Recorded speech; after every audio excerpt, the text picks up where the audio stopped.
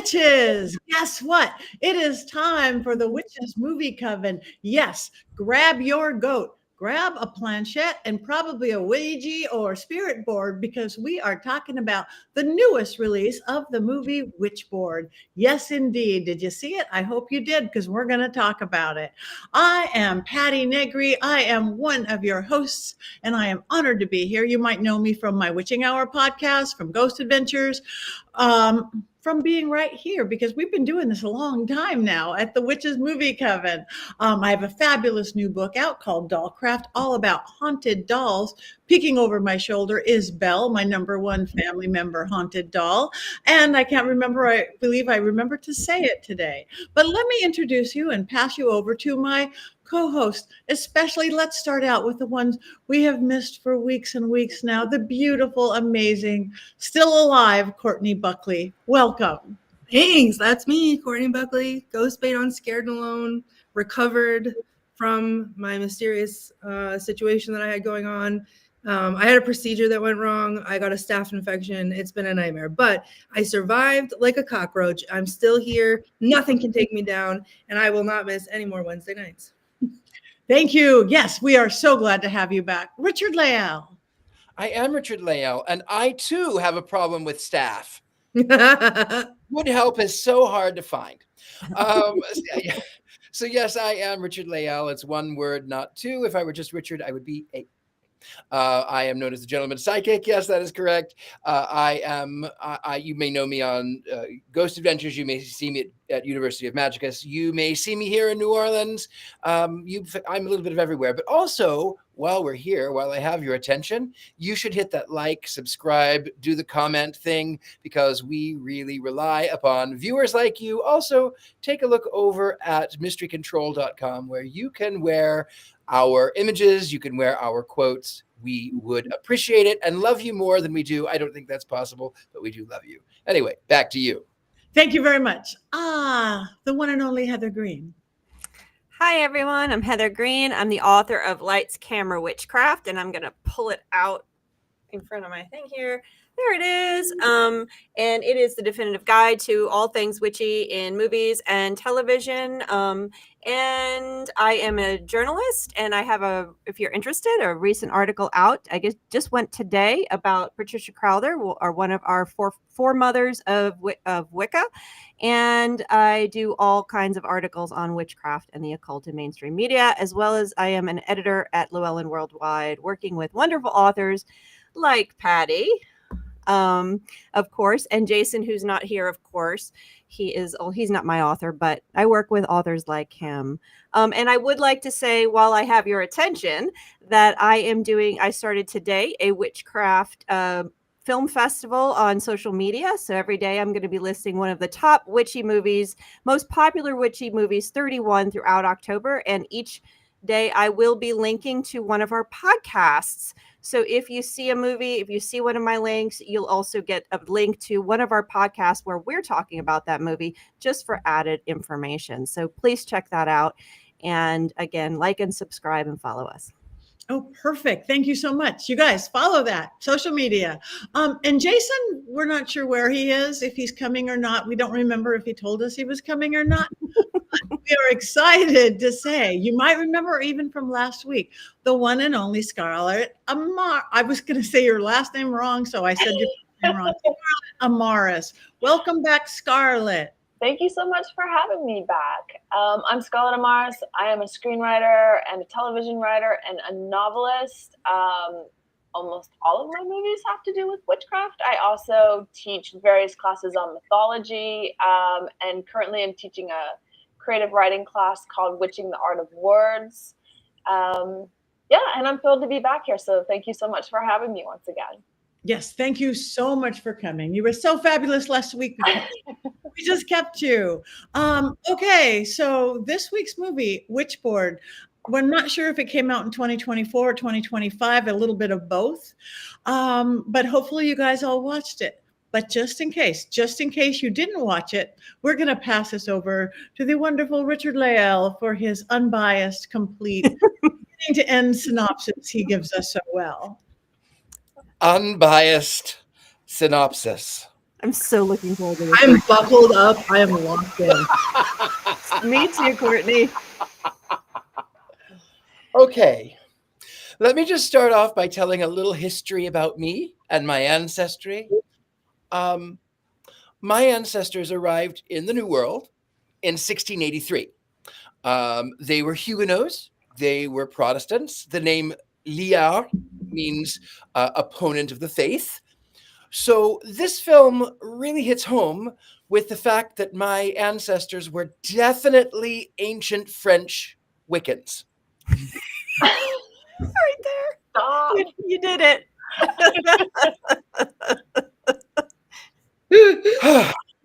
Now that I got that out of the way, the film begins in 1693, not Salem, not Salem, 1693 France. Where? It doesn't matter. She's a witch. She's a what? A witch. This witch has some sort of love affair with love-hate relationship with a bishop, because of course she does. Of course she does. And this bishop is completely red-pilled, and that's code, but he's completely red-pilled and he hates women. Of course he does, especially strong women. Of course he does. And so he has imprisoned this witch. Fast forward for some reason, who knows why, you just fast forward, not to France. Oh no, that would be too easy. No, fast forward to 2024, 5? New Orleans, which also hits home because, hi, I'm here. Anyway. I didn't realize when I was So instead instead that this was a Richard Whale biopic. I was looking for you. Instead of hiring good jazz bands, because there are a few, they hired the worst jazz bands to sort of announce that, in fact, they're in New Orleans because there's nothing else, right? Excepting for jazz bands. Anyway, fast forward to 2024 or 5. These people are out wandering in the bayou for whatever reason. Why are they wandering the bayou? I don't know. It's never explained. They're wandering the bayou. And the woman finds weird mushrooms, and then she finds a cat, and the pussy leads her to a witchboard. A what board? A witchboard. And now, meanwhile, she doesn't know what it is. She just thinks, oh, this is going to look really great in this restaurant that we're obviously at 20 years old going to be able to afford with all of our friends in the French Quarter. Of course we are, because we have all kinds of money. So they gather to have their party, to announce their gathering. And Richie invites the ex-girlfriend of the protagonist. And Richie, I'm going to say, there's one thing about Richie, is that he is rather handy to have around, because he stands around looking stumped all the time. Richie knows about witchcraft because his mother used to read tarot cards in the French Quarter. Woo, woo, woo. And he says, I don't like that thing. You need to get it out of here. I have a bad feeling because my mother read tarot cards in the French Quarter. And meanwhile, the woman is trying to find her wedding ring that she has lost. By the way, she's also, you find out, a recovering addict. So she uses this witchboard to find her wedding band. And then Richie has an accident where he loses something very special. His life. And then gosh, That was a witch's movie coven jump scare. Not the first one. Meanwhile, witch from 1693, France, not Salem, is summoned through a portal in this witchboard with her finger that she severed. And then she possesses the body of this person. And meanwhile, there's this bad guy who stole that from a museum. And then the other guy ended up dead. And he's trying to find this witchboard. And so somehow he is the ancestor of this archbishop And yet at the same time, he sounds very English, which is very strange because he's supposed to be French and he lives in New Orleans. Nonetheless, I digress. It turns out that this witch had murdered, she had caused all of these people to go crazy and murder themselves because the bishop had said that she was a witch and a WHORE. Anyway, she ends up by repossessing this woman's body so that the woman is being burned at the stake in 1693, and the witch is now in this restaurant in New Orleans, and she has plucked these mushrooms from the corpse in the bayou that they found, these strange mushrooms. It makes people have hot flashes, Heather. And then these hot flashes make you homicidal. And so they bring out the knives, and well, you have to be careful because spooning leads to forking, and forking leads to, well, it's just not very knife things. Okay, so they unalive each other. The protagonist ends up by escaping. It's New Orleans police, so obviously they show up on time. I'm not being sarcastic at all, but the New Orleans police show up right on time, and then he escapes. Great. Okay, so he escapes, and then he ends up in the mansion of the rich guy who is somehow English and French and New Orleanian, and gets unalived himself as he tries to rescue the girl who is now no longer the witch, but the girl. And the last thing that goes through his mind is a Colt 45. This is the villain. And as they're zipping it up, his eyes open up because clearly, God, this was stupid. That's my review. That is my review. Wait, you forgot the Vatican. The very last piece. Oh, right. They go to the Vatican. They find out that the ex-girlfriend and the girlfriend who is now alive, they are giving this Witchboard to the Vatican for protection of the church, but it's not a donation. But they can't make sizable sums, so instead they're paid with plastic beads, I think.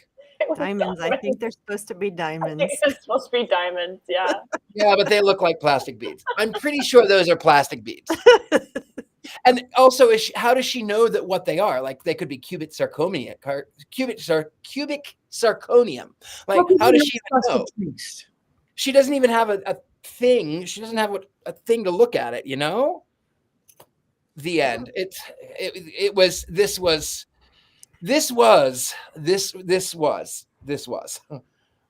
I am not drinking tonight, but I wish that I were Jason. and this was a remake because it was so good the first time or second time or third time. But just in case, thank you for that very thorough and clear synopsis. But maybe there's a little bit more we don't know yet about the film, so we're going to turn it over to Heather Green.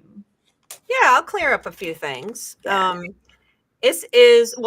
first thing I'm going to clear up is the 24-25 conversation. So the movie was filmed in 23. It was released in a film festival in 24, the Fantasia Film Festival. So that's the first time it was screened.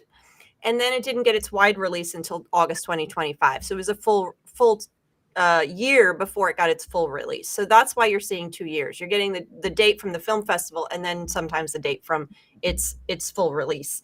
So it was written and directed by Chuck Russell. Yes, it is a remake, not an exact remake, but it is considered a remake. He liked the original one, so he wrote his own script with some cohorts on I'll get to all of the witch. The original one a little bit later. Its budget was $15 million. Up until this point, it's grossed, including international, between $300,000 and $400,000. It grossed. It definitely grossed. It has moderate reviews.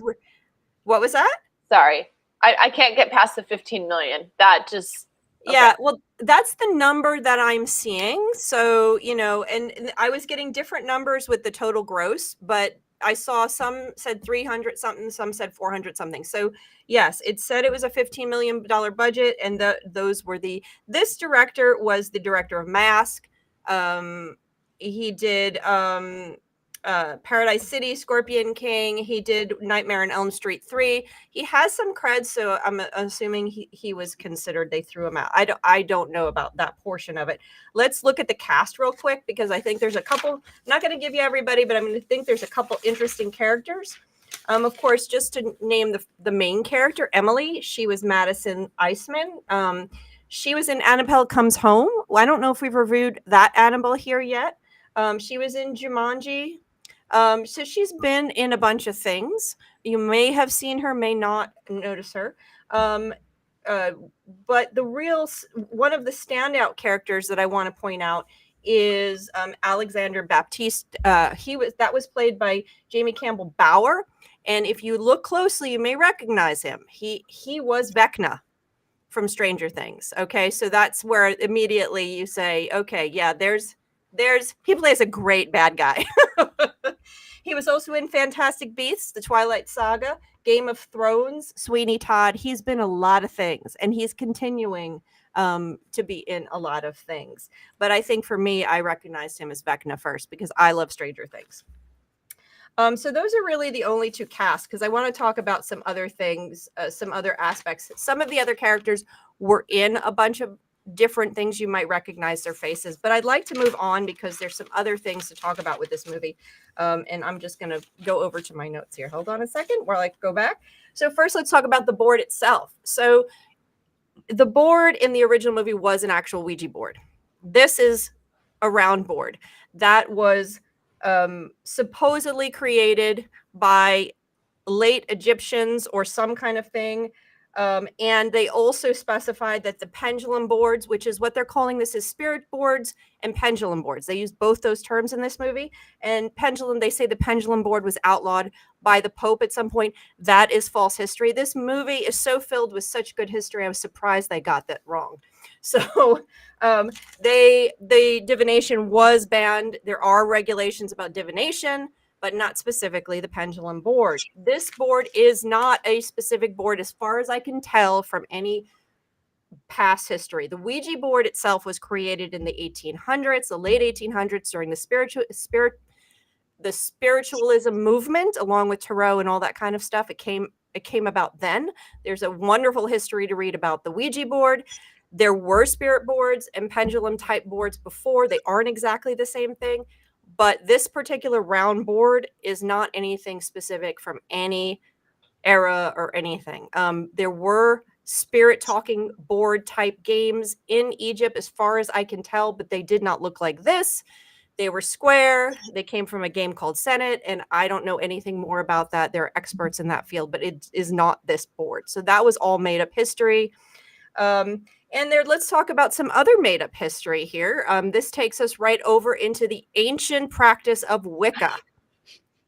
So I'm going to read you a couple of notes, because after about the fourth one, I almost walked away from the movie. In the beginning, pagans, when she looks at the board, she says that could be pagan or even Wiccan.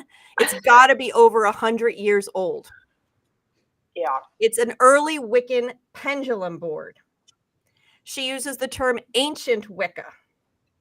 And then she references that Ouija was a later addition to the ancient Wiccan pendulum board.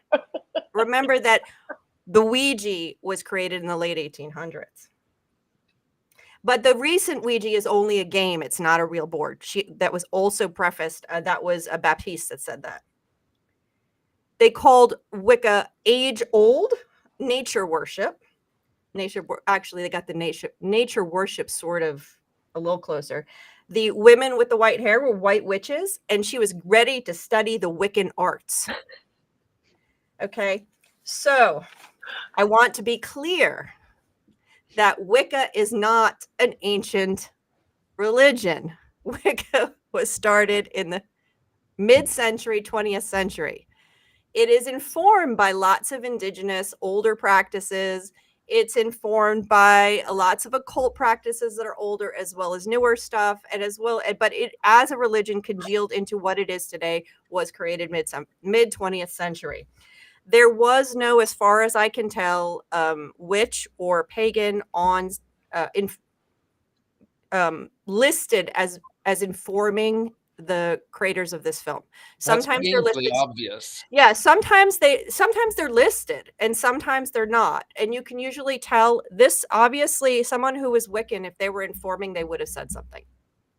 Because this was very funny. What they were using the word Wicca, if they had just replaced it with witchcraft, it wouldn't have been a problem. But they used the word Wicca.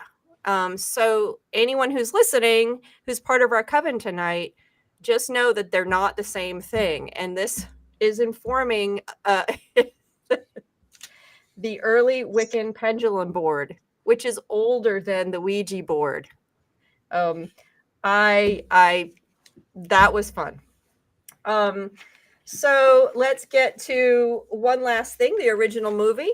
That movie that was created in 1986, released in 87. I have funky dates on that one as well. I think it was filmed in 86. The film wasn't, as far as I can tell, and I did not see this because it is considered a US UK film, so I didn't review it for my book, which was only on US films. As far as I can tell, there was no specific witch in the movie. It wasn't a center point to that movie. That was about a spirit, a male spirit, David, I believe, coming through the board and possessing the person using the board. So I think it was a slightly different story, but the same kind of concept. It was directed by Kevin Tenney, who also wrote it. It did use the actual Ouija board, and it was not well received. It wasn't loved, but probably because of video releases, which a lot of times that happens, it actually got a number 2 and a number 3. So you have Witchboard, The Devil's Doorway. There you go. That looks good. 1993. Perfect for the Satanic Panic center point right there. And then Witchboard 3 is The Possession, 1995. We keep seeing Witch Trap. That's a whole different movie. That's a different thing. So there are a lot of movies, and I'll talk about this later. I'll let somebody else talk. But this movie was packed full of every single button you could push to create a witchcraft film. It was pure setup with everything you needed: fire, young girls, pendulums, boards, speaking words, cloaks, blood, cursed items, all the things. And the most interesting thing is that it was placed in New Orleans, which the director felt was the right place because he associates real witchcraft with New Orleans, which I find very funny because that's not how Hollywood typically represents this type of witchcraft. So I'll leave it at that. Thank you. You guys like it? Yeah. Okay. Anybody want to jump in? Courtney. Oh, I really do, because here's the I've listened to all of these unbiased comments, whatever. I don't know what movie you guys watched, but the one that I watched was extremely accurate to real life, considering I went to see this movie at the movie theater, and at some point during that fell into some kind of a portal, disappeared from my body, and did not remember one single scene from this movie, and had to then rewatch it because I was not present in myself apparently when I was watching it the first time. It was so unremarkable. I just didn't remember anything. So that was a joke, but yeah, I had to sit through it again for a second time tonight, and that was painful, and I am upset that this is what I came back to. So I will say, as usual, I root for the villain in this because yep, don't make me hex you.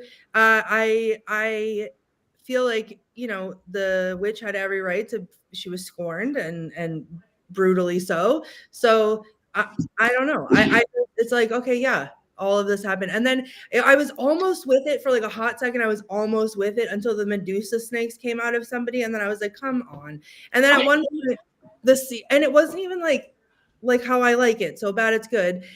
It was just bad. Like there was one point when the cat CGI looked like a bear climbing on a wall. I don't know. It was a lot. It was very predictable. There was nothing. I was struggling to find quotes. I did get some, but I was struggling to find some. And then I tried to cheat and go on IMDb and look at quotes on there because I couldn't find any, and they don't even have a quote page for this, which I feel like says a lot. So I don't know. I'm really glad to be back. And I even made a special occasion. I'm at the Proctor House. I'm coming to you live from the Proctor House. And right. And like, you know, I tried to get in the mood. It's October 1st. It's spooky, like whatever. And I watched it here in the house. And it was just, I was like, I did the thing that I always do where I'm like, oh, we have to be at least halfway through the movie. I'm going to check. And it had been 20 minutes. And I was like, you've got to be joking. And I did that 3 more times. And then when the Witchboard logo came up, I was like, finally, it's done. It's over. I can get up. And then it was like, oh, here's a whole other super important scene to the plot because we're all going, let's go to the Vatican. Let's just walk right in. So that's we're going to make a number 2 and number 3. made very clearly, obviously. Okay. Well, thank you. I wanted to like it. I'm like, when I'm watching the trailer, I'm like, well, I love opening a restaurant, young people cooking mushrooms. That's good. I love New Orleans, one of my favorite cities anywhere. And nothing played out. Oh, nothing.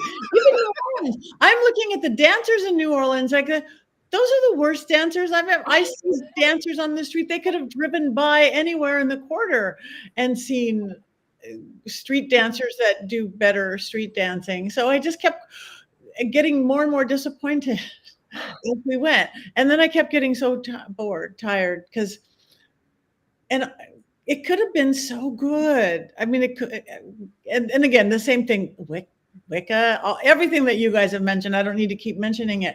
The one thing I can say, they did not kill any cats. I thought that the whole time. Cats. And when I first saw the cat, I'm like, oh no, if there's going to be another, have to hide my head in the bathroom for the entire night. But wait, the cats these are a plot point. These are, evil, magical witch cats. They're going to be okay. I mean, there was somebody threw a cat once, but the cat, of course, is magic and was fine. So its only redeeming value for me was nobody killed a cat. That's it. That's all I got.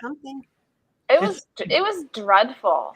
I mean, it was so dreadful. And like, so the opening scene is a rip on another movie called La Chiesa. It's a much, much better movie. And so I was like, oh, okay, I see where that's coming from. Like, I'll give it a chance. It's obvious that it's shot well by somebody that knows what they're doing. But the story was so awful. And I was like, is it somebody who knows what they're doing who's trying to do like an 80s remake? And so they're putting in all of the touchstones.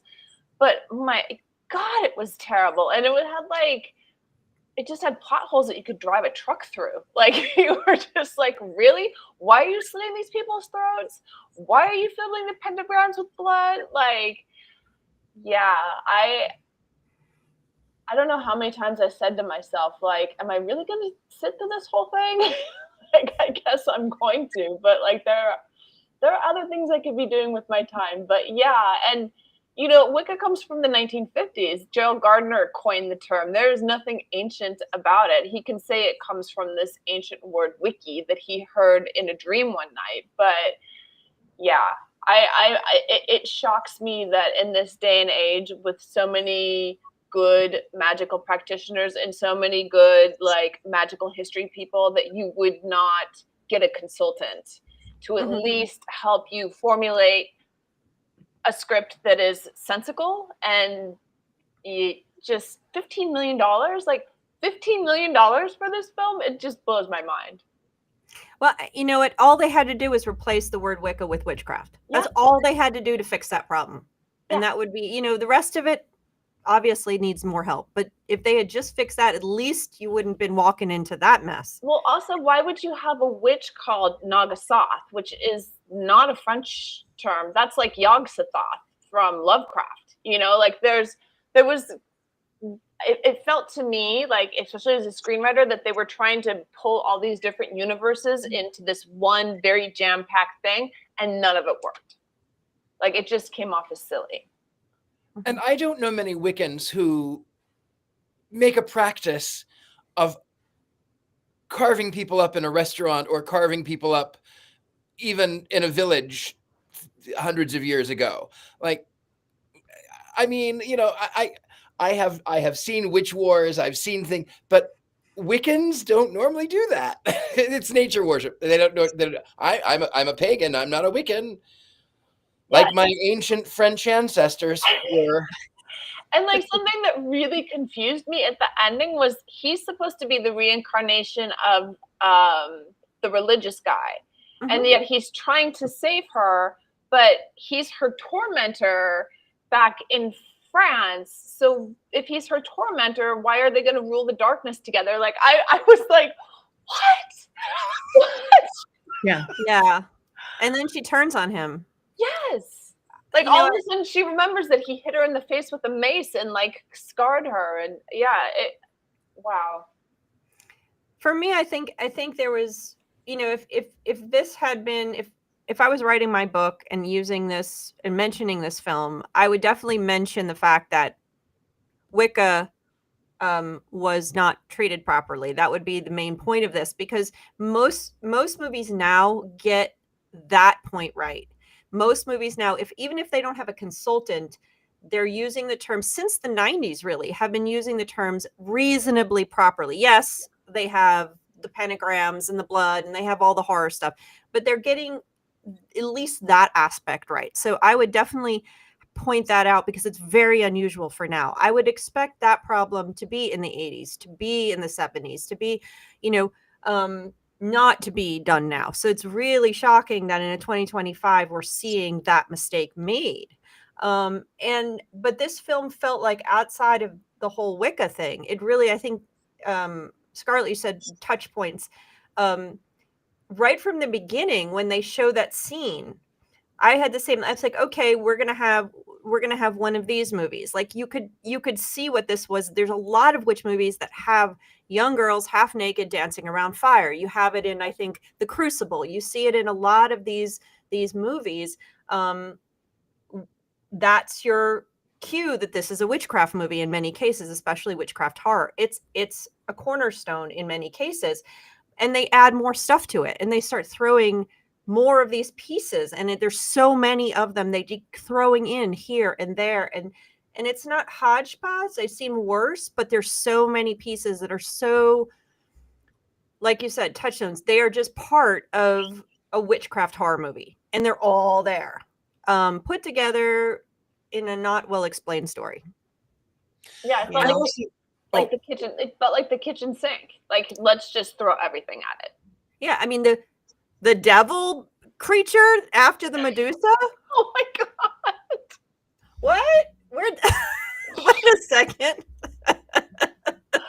Medusa hair, and then the thing goes to the devil, and then it's like devil appears in. It's actually just a Halloween costume. It looked like. Yeah. They'd already sent their 15 million on that one, I guess. Yeah. I mean, I could forgive it more. Sorry, I didn't mean to cut you off. I could forgive it more if it was like an Italian horror film where they had a budget of $50,000, so they're just trying to get everything in there that they can. You know, I think I could forgive that, but 15 million on this film, it blows my mind. I did not like. As a former Christian, I wish Thumper were here to hear that. As a former Christian, so the witch does not like Christianity because obviously they are killing witches, and it was a scary time to be on the fringe. I get that. So fast forward to 2025. Meanwhile, this witch has possessed the body, and the girl is wearing the cross, and the cross is still that symbol, but it's in the wall, and that's sort of what brings her back. And like the demonization of Wicca, number one, and then it was sort of like with the church, it was like, well, right. Are they good? Are they bad? The church saves her, but the church is what condemned her. It was just mind numbing. I have a question too, because I failed to see how her being an addict played in the story at all. And maybe I just missed something, but like, why was that a plot point? I'll tell you what. Because she could say the point that thing about your ex. Oh, what did she say? People who have addictive personalities and the supernatural, something along those lines. Also, I can guarantee you that there was a production meeting that one of the producers said, "Oh, she needs to have a splinter. She needs to have something that motivates her, that makes us feel sorry for her." I can guarantee you that's how she ended up being a heroin addict. It didn't work. Yeah. Well, and you know, the whole premise that we see now in a lot of these witchcraft, especially the horror, is we see that the witch is sympathetic to some degree. And Courtney, you mentioned that earlier. You feel bad for her, and they start that. They actually go there with this one, which is very current for witch films, even ones with where the witch is the evil. They say what she's done is evil, and I've said this 100 times. What she's done is, we don't like what she's done, but we understand why she does it. In this film, they start to go there, but then they back off of it, because first they don't completely make her sympathetic. Most of these films do allow you to sympathize. They show her being abused, but then that usually turns them into a witch, turns them towards the magic to empower them. Whereas in this case, she was already proven to be this evil character doing these evil things. She wasn't turned by this. I don't Witchcraft. think That's how I read it. I don't think that that's true, actually, because I think and I don't mean to interrupt you, but this is the one part that actually got me like passionate about this movie, is that in the very, very beginning, she's doing herbs and stuff at the table, and she's just doing like, this is to help or whatever, like herbal magic. And then the justice comes in and he grapes her. Like they accuse her of witchcraft.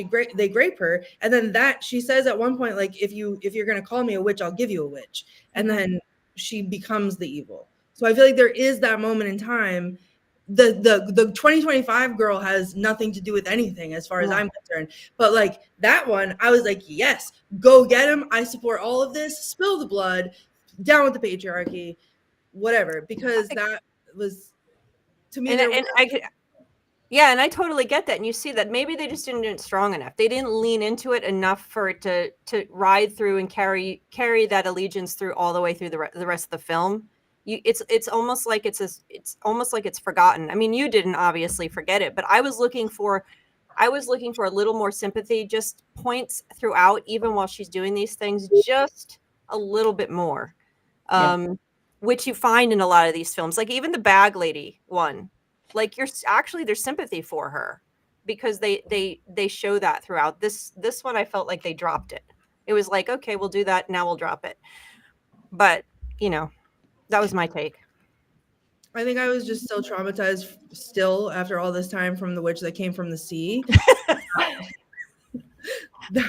that was enough of a driving force for me, and because it was, I don't know, the only memorable part in the entire movie for me. So because I had to watch it twice to remember any of it, so that part did stick with me the second time, not the first time, the second time. And the drug dealer, wasn't he in a different movie? I mean, acting wise and everything else. Where did he come from? I didn't understand the point where the drug dealer is trying to give her the good stuff.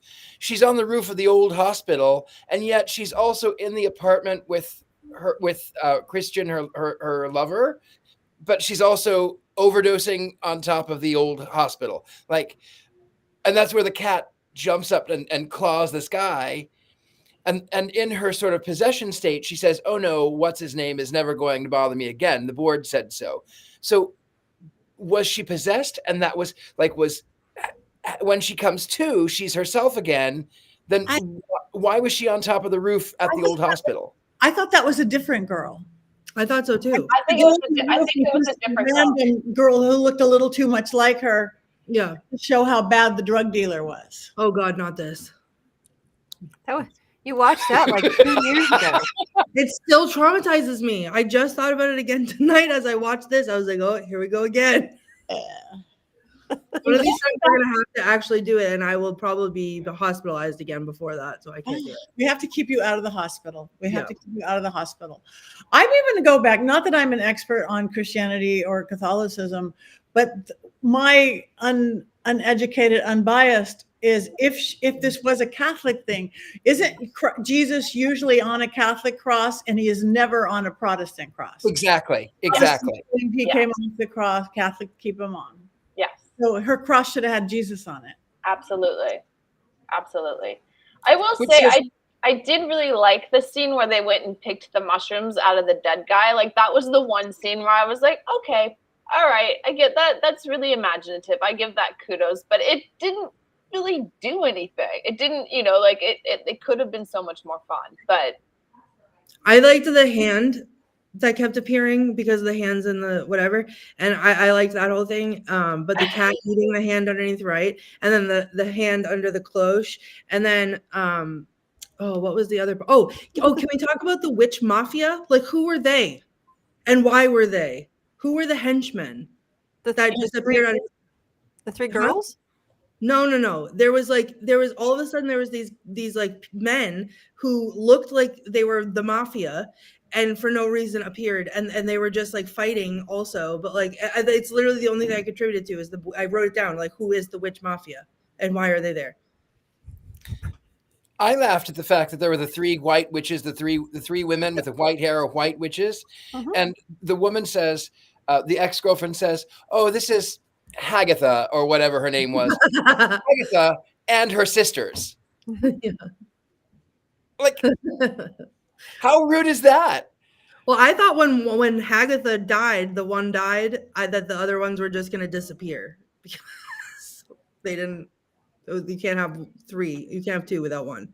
I think they were trying to pull off, again, more witchcraft. I think they were trying to be, I think it was Hecate or Hecate or Hecate, whatever, however people Or, would. yeah, that's common. Once again, they're pulling typical witchcraft stuff. That's the three fates. It's the three witches around the cauldron from Macbeth. That's just, there's always three. Hocus pocus, three. That's a very common trope. So I think that's what that was. It's the three witches around the cauldron. Although we didn't really see a cauldron, though they did stand around the guy and slit his throat. So, and they had a bowl that dripped blood into it. So maybe that was their cauldron. Maybe. Yeah. I'll take that cauldron. I like that one. I didn't mind the blood. I didn't mind. Didn't mind it. I didn't mind it. I thought that was probably the most interesting part of the whole movie. My eyes paid attention to the screen when that was happening. The second time, the first time, I don't know what planet I was on, but I have no recollection of it after the first. What? There's a movie, or did we just make that? AI. Yeah. Okay. Do we have anything else to discuss on this fine film? Perhaps not. Quotes. Courtney. I have. Don't get excited. I have some. Okay. The most of it is from the ancient Wicca, from the from the France people. The baron, whoever he is, the I don't know, the bishop guy said, "I must determine if this wench is possessed by Satan. Don't resist. I'm here to cleanse your soul." I was like, who's this guy? And then the part that I was like, yes, get him. And the only part that got me excited in the whole movie was, "Mark my words, if it's a witch you seek, it's a witch you shall have. The hands that defiled my flesh will be torn from your body." And I was like, get him, girl, get him. And then the bishop again said, "Hurry up, witch, or hurry to your death." And then at the restaurant, so also at the restaurant, they're eating these mushrooms, which are making half of them like murderous and hallucinate, and then the other half are like horny for no reason. So she's like trying to make out with the waiter. Like, I didn't understand that, but in front of her date, and the date was like, the date said, squeeze his, I'm gonna have to censor this, but squeeze his butt like it's a effing baguette. And I was like, why would you squeeze a baguette? It's hard. And then someone said, "There goes the 4-star review," which was pretty funny. And then I also wrote, "Why is there suddenly a witch mafia?" So there you go. Those are my quotes. Not a single one about ancient Wicca or did No. you just? Because a lot of things came up and I was like, oh, I should probably write that down, except for it makes me irrationally angry that I'm watching this movie. So I could not write them down. And then I was like, it's fine. I'll go on IMDb after and I'll just look up and see if I can pad this. So I wrote down my favorites and thought, oh, I'll just pad it with some other ones. And then I went on IMDb and they don't even have a page for quotes on this movie. So I can't imagine why. right. And I think that therein is obviously part of the problem is that the writing is just all around so terrible. I mean, Scarlett, you make a lot of movies. Doesn't somebody figure that out along the way? You would hope so, but when you've got a director writer, they have a little bit more power. But I'm really surprised with the amount of money involved. And with the movies that some of the movies he's done more successfully than others. Some of them have been pretty big flops. But yeah, you would think that somebody would be in there going, because like when you were going up talking about her saying, like I'm going to take the hand that defiled me. I don't think I even caught that because there was so much going on, and I feel like if they just had somebody come in who had a working knowledge of witchcraft and magic and had worked with the screenwriter just to streamline some of the ideas and to follow, it feels like they had some great things and then they just dropped it, and it's for a viewer, it's just way too confusing and too much stuff. And had that been streamlined, there probably was a pretty good movie hiding in there somewhere.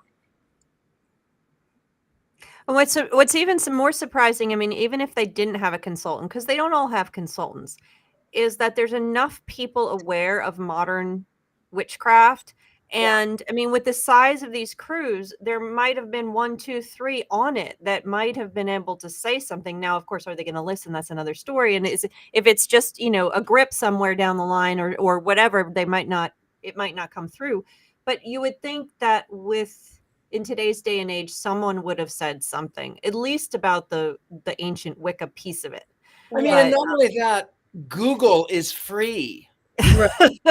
But you got to know to Google it. I mean, they also pointed to there was other stuff that was historically inaccurate when it comes to this. So, maybe it's more outstanding. I know people don't know what Wicca is. I know that people don't know just general population. I write for media. I know we have to explain what it is. Every time I write an article, I mention Wicca. You can look, there's a definition of it in there. So, Yeah, it was interesting because I did look up a couple articles on it before jumping on here. And the one thing that the director kept talking about was having researched the historical aspects. And I was like, yeah, of course, there were witch trials in that area, but then you give a witch a very non-French name and you don't base her on any of the French witches at that time. And then, yeah, you have the ancient Wicca and the ancient Witchboard. No. Yeah. Historically, this was a mess. Yeah. So. Agreed. We will so sadly miss Jason's Mankey movie moment on this one. I have one. Oh, I'm a Jason movie Mankey. Let me see if I can be Jason Mankey. Oh. In a world where facts don't matter. I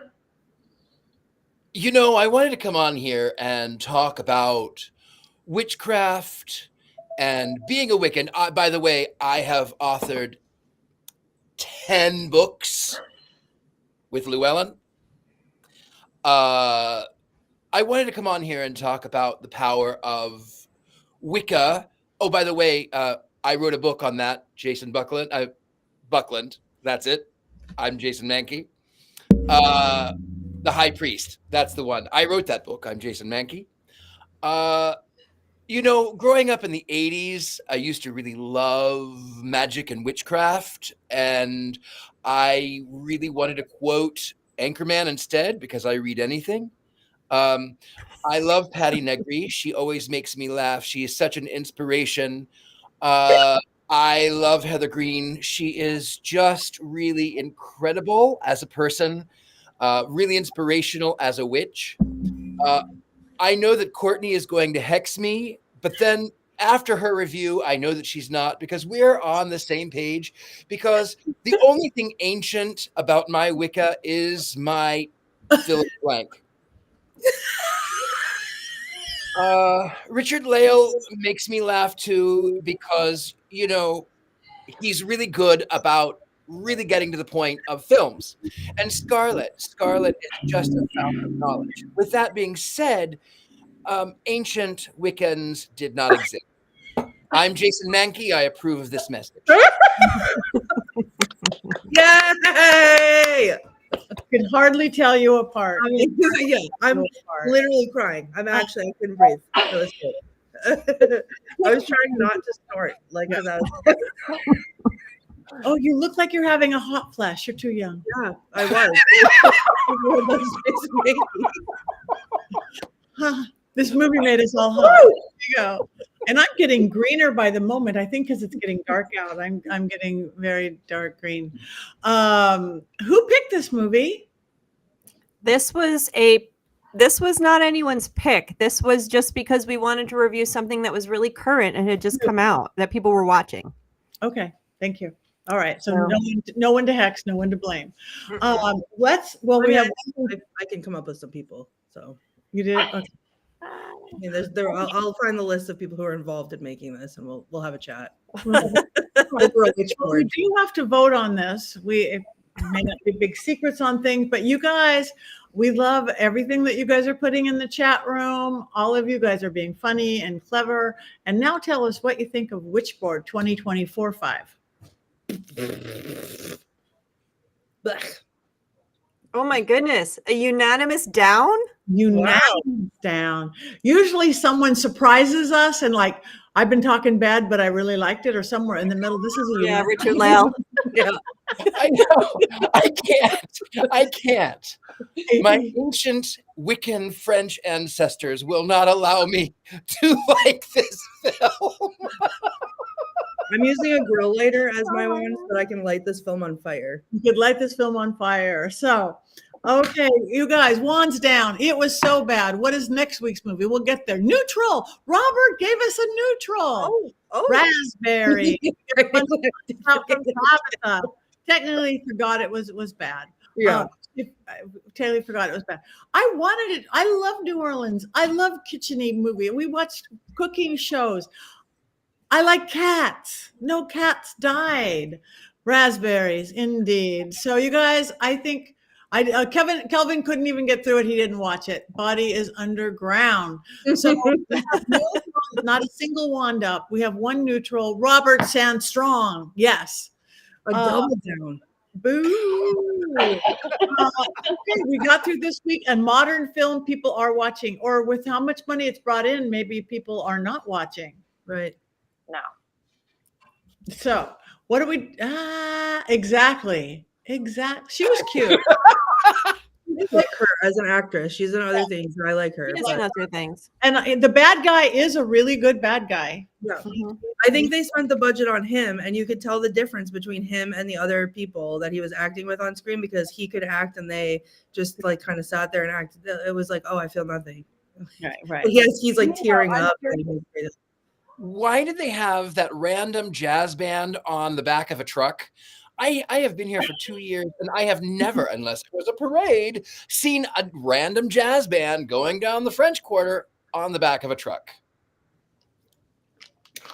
Mystic Shield. We should Mystic Shield ourselves after having to see this. Oh no. Yeah. Instead of a Richard Lale closing breathing ritual, Courtney's leading a Mystic Shield ritual. Get it out of here. So we are getting through this entire week. What are we watching next week?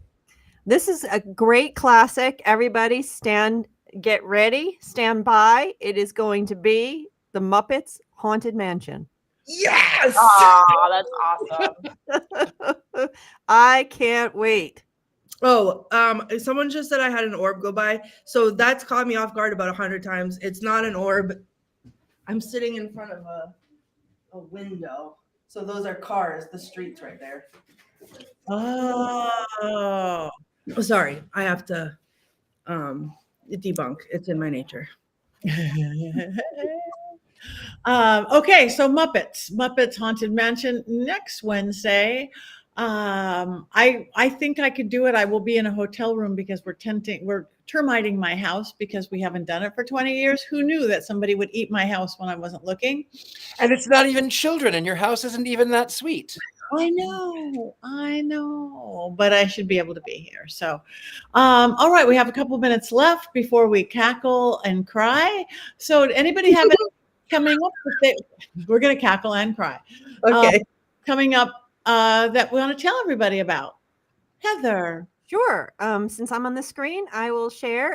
In a couple weeks, I'm going to be doing a couple classes here locally in Atlanta, one on haunted dolls and the other one on the ancient art of the Wicca. And you'll learn all about how they actually practiced Wicca 250 years ago. And then in November, I will be doing several workshops at the event Conjuration, which is more of a pop culture magic. Every year it happens, and they do some witchy stuff as well. So I'll be doing, again, haunted dolls, and I'm going to be doing a Wizard of Oz workshop there. And that is also held in Atlanta. And I'll post some stuff on my socials on that if you're in the area. Perfect. Thank you. Courtney. That's me. It is October. I will be in survival mode because, as everyone knows, I work in Salem, and so this is my favorite month of the year, and also the most stressful month of the year. So that'll be me, and also, figuring out a way to hex Jason wherever he is, because I missed that. I haven't done it in a long time, so I'll be busy with that. Okay, thank you, Richard Lale. I do have a couple things going on. I will be teaching University Magicus this Sunday morning.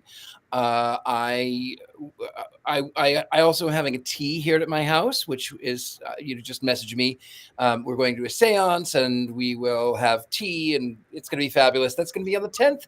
So if you like tea and seances and tarot cards and 1,000-year-old Wiccans in New Orleans, that's me. Are you going to have a band in the back of a truck? Because if not, I'm not coming. Oh, you know what? I worked on it. I was going to, but I think for the budget's sake, I'll just pretend that there's a band, and then they'll be better than the band that was on the screen. So it's a ghost band.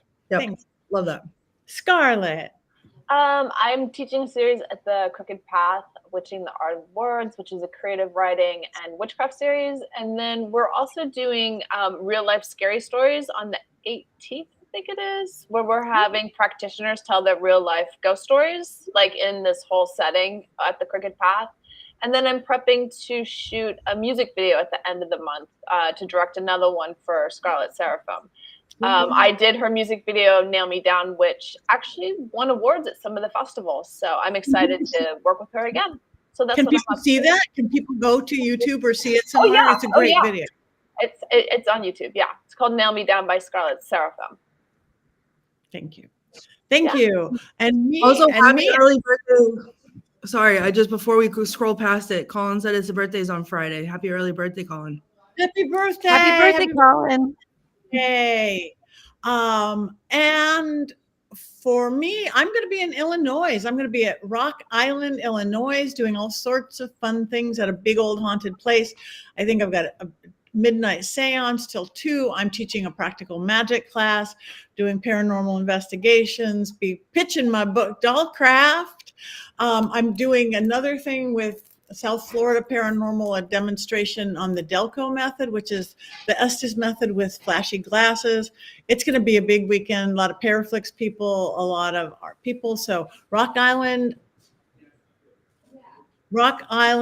Esoteric Expo. It is called Rock Island Esoteric Expo. You can find it at pattynegri.com. Come on down. All sorts of cool kids are going to be there. And that's it. It is that time. Next week. Wait. Next week is, what day is it? Wednesday. And it's not your birthday week. Oh, that's the next week? Okay. That's your birthday is the next week where you have your birthday choice. Okay. Because I was going to say Muppets is not my birthday choice. No, that's your birthday choice the week after. Next week is the 8th. Oh, it is? I'm so ahead of myself. My phone is ringing. Everything is going. So, okay. Never mind. Muppets. That's it. Come back in both weeks. That's it. It's 7:00. The phone is ringing. We're going to cry. We're going to cackle. We're going to do a little bit of both on the count of 3. 1, 2, 3.